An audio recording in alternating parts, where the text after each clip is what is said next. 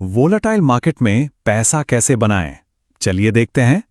तो दोस्तों, मार्केट गिर रहा है और लोग घबराकर पैनिक सेलिंग कर रहे हैं।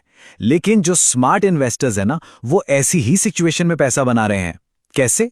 अगले 5 मिनट में आप सब कुछ जान जाएंगे। तो सबसे पहले चलिए ये समझते हैं कि आखिर मार्केट में इतना डर, इतना पैनिक है क्यों। देखिए, असली वजह को समझना ना सबसे जरूरी होता है। जरा ये नंबर देखिए, 25.05। ये क्या है? ये है इंडिया विक्स। इसे मार्केट का फियर गेज यानी डर का मीटर भी कहते हैं। और एक बात साफ है, जब ये नंबर इतना हाई होना तो इसका सीधा सा मतलब है कि मार्केट में रिस्क और डर दोनों ही एक्सट्रीम लेवल पर हैं। तो ये विक्स आखिर है क्या चीज? चलिए बिल्कुल सिंपल भाषा में समझते हैं। विक्स जितना ऊपर जाएगा, मार्केट में उथल पुथल और डर उतना ही बढ़ेगा, और विक्स जितना नीचे, मार्केट उतना ही शांत, उतना ही काम। और अभी तो हम साफ साफ ऊपर वाले जोन में ही चल रहे हैं। अब इस स्लाइड में जो है ना, वो काफी इंटरेस्टिंग है। ये विक्स लेवल्स को डिकोड करता है। देखिए, हम अभी हैं 20 से 28 की रेंज में। इसका मतलब है एलिवेटेड फियर। तो यहां पर ध्यान दीजिए, पैनिक करने का टाइम नहीं है। ये टाइम है स्ट्रेटेजिक एक्शन लेने का। मतलब क्या? मतलब सिंपल है, अपनी पोजीशन साइज थोड़ी छोटी रखिए और स्टॉक्स चुनने में सिलेक्टिव बनिए। ओके, तो हमने डर की वजह तो समझ ली। अब आते हैं सबसे इंपॉर्टेंट सवाल पर, सीधा एक्शन प्लान, कि भाई ऐसे मार्केट में आखिर करना क्या है। तो सबसे पावरफुल हथियार जो इस वक्त आपके पास है वो है SIP, यानी रुपी कॉस्ट एवरेजिंग। इसका लॉजिक इतना सिंपल है, इतना ब्यूटीफुल है। सोचिए, जब मार्केट गिरता है तो आपके उतने ही फिक्स पैसे में ज्यादा यूनिट्स खरीदे जाते हैं, और फिर जब मार्केट वापस ऊपर जाता है तो वही एक्स्ट्रा यूनिट्स आपके लिए एक्स्ट्रा वेल्थ बना कर देते हैं। सिंपल। और ये चार्ट तो इस बात को बिल्कुल साफ कर देता है। एक तरफ देखिए, अगर मार्केट के टॉप पर सारा पैसा एक साथ लगा दिया होता, यानी लंप सम, और दूसरी तरफ सोचिए आप हर महीने SIP करते रहें, तो नतीजा क्या होगा? गिरते मार्केट के बाद आपका SIP वाला इन्वेस्टमेंट हमेशा हमेशा ज्यादा रिटर्न देगा। इसीलिए एक रूल बना लीजिए, SIP को कभी नहीं रोकना है। चलिए अब आते हैं एक टेक्निकल लक्ष्मण रेखा पर, जिसे कहते हैं 200 डेज सिंपल मूविंग एवरेज या 200 SMA। ये बस एक लाइन है, लेकिन ये इतने पावरफुल लाइन है कि ये लॉन्ग टर्म बुल मार्केट को बेयर मार्केट से अलग कर देती है।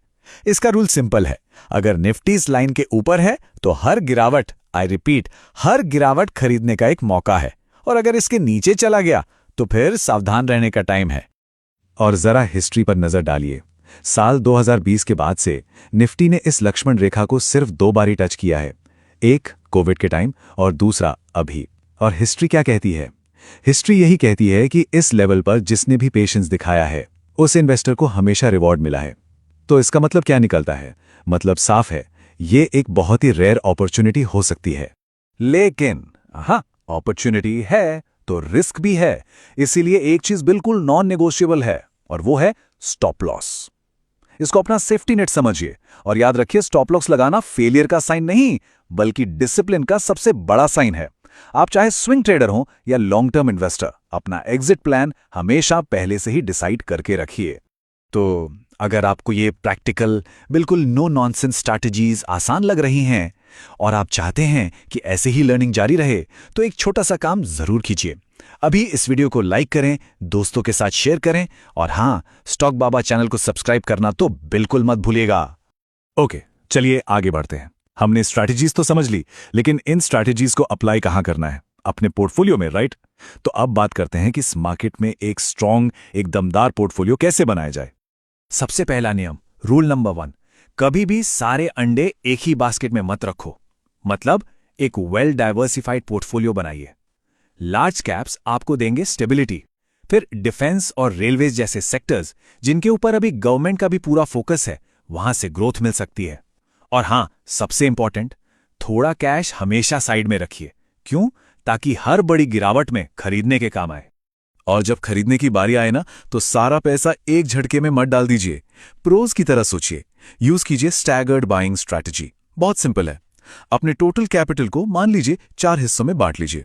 पहला हिस्सा अभी इन्वेस्ट कीजिए, फिर मार्केट अगर 5% और गिरता है तो दूसरा हिस्सा, इससे होता क्या है, आप मार्केट का बॉटम पकड़ने की टेंशन से बच जाते हैं और अपनी एवरेज बाय प्राइस को बेहतर बना लेते हैं। देखिए, स्ट्रैटेजीज और पोर्टफोलियो ये तो सिर्फ आधी लड़ाई है। असली जंग जो सबसे मुश्किल है वो तो यहां दिमाग में लड़ी जाती है। तो चलिए अब आखिरी और सबसे इंपॉर्टेंट हिस्से पर चलते हैं, प्रो इन्वेस्टर के माइंडसेट को समझते हैं। एक थोड़ा सा एडवांस्ड लेकिन बहुत पावरफुल कॉन्सेप्ट है हेजिंग। इसे आप अपने पोर्टफोलियो का इंश्योरेंस पॉलिसी समझ सकते हैं। जैसे गाड़ी का इंश्योरेंस होता है ना, वैसे ही जब विक्स बहुत हाई हो तो आप निफ्टी की एक पुट ऑप्शन खरीदकर अपने पोर्टफोलियो को एक बड़े क्रैश से बचा सकते हैं। लॉजिक सिंपल है, जब मार्केट तेजी से गिरेगा आपका पोर्टफोलियो तो नीचे जाएगा, लेकिन आपकी पुट ऑप्शन की वैल्यू ऊपर जाएगी। इससे आपका नेट लॉस काफी कम हो जाएगा। और ये स्लाइड बिल्कुल दूध का दूध और पानी का पानी कर देती है। देखिए, क्रैश के टाइम एक अनहेज्ड पोर्टफोलियो जिसका कोई इंश्योरेंस नहीं है वो बुरी तरह से टूट सकता है, लेकिन दूसरी तरफ एक हेज्ड पोर्टफोलियो, उसका कैपिटल प्रोटेक्टेड रहता है। इसे कहते हैं स्मार्ट रिस्क मैनेजमेंट। लेकिन एक सबसे बड़ा रिस्क ऐसा है जिससे बचने के लिए दुनिया में कोई ऑप्शन नहीं बना। मैं आपसे एक सवाल पूछता हूं, क्या आप जानते हैं कि स्टॉक मार्केट में आपका सबसे बड़ा दुश्मन कौन है? वो दुश्मन कोई और नहीं, वो आपके अंदर ही है। ये हैं आपके दो सबसे बड़े दुश्मन, डर और लालच। सोचिए, डर आपसे मार्केट के आखिरी बॉटम पर सब कुछ बिकवा देता है और लालच वो आपसे मार्केट के आखिरी टॉप पर सब कुछ खरीदवा देता है। इन दोनों से बचने का सिर्फ एक ही तरीका है, डर के खिलाफ एक सॉलिड स्ट्रैटेजी और लालच के खिलाफ रॉक सॉलिड डिसिप्लिन। तो आखिर में बस एक बात हमेशा याद रखिए, ये जो वॉलेटिलिटी है ना, ये जो मार्केट का उतार चढ़ाव है, ये डरने की चीज नहीं है, ये एक अपॉर्चुनिटी है, एक जबरदस्त मौका है। बशर्त इतनी है कि आपके पास सही स्ट्रैटेजी, सही डिसिप्लिन और एक विनर वाला माइंडसेट होना चाहिए।